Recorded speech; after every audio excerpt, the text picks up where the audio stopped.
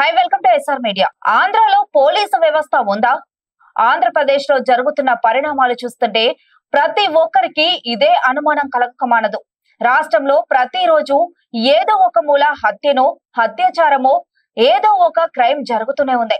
ఇంకో పక్క గత ప్రభుత్వంలో మితిమీరి ప్రవర్తించిన అధికారులు, వైసీపీ కార్యకర్తల మీద కేసులు ఉన్న వారిని పట్టించుకోకపోవడం, ప్రస్తుత పోలీసు వ్యవస్థ నిర్లక్ష్యంగా వ్యవహరిస్తున్నట్లు కనబడుతుంది. అందుకు ఉదాహరణగా మ్యాచ్కు కొన్ని చెప్పుకుంటే ఏపీ బేవరేజెస్ కార్పొరేషన్ మాజీ ఎండి వాసుదేవరెడ్డి పరారీలో ఉన్నాడు. ఏపీ ఎండిసి మాజీ ఎండి వెంకటరెడ్డి పరారీలో ఉన్నారు. పిన్నెల్లి రామకృష్ణారెడ్డి తమ్ముడు వెంకట్రామరెడ్డి పరారీలో ఉన్నాడు. పెద్దిరెడ్డి రామచంద్రారెడ్డి కుడిభుజమైన మాధవరెడ్డి పరారీలో ఉన్నాడు.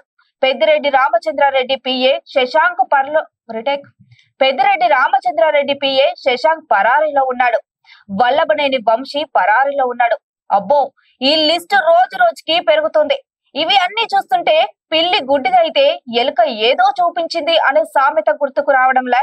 గతంలో జగన్మోహన్ రెడ్డి పాలనలో శ్రీకాకుళంలో అచ్చెన్నాయుడు, కూన రవికుమార్ నుంచి అనంతపూర్ లో జేసీ ప్రభాకర్ రెడ్డి వాళ్ళ అబ్బాయి జేసీ అస్మిత్ రెడ్డి వరకు, ఆఖరికి చంద్రబాబు నాయుడు వరకు ఎవరిని అనుకుంటే వారిని అరెస్టు చేయగలిగారు.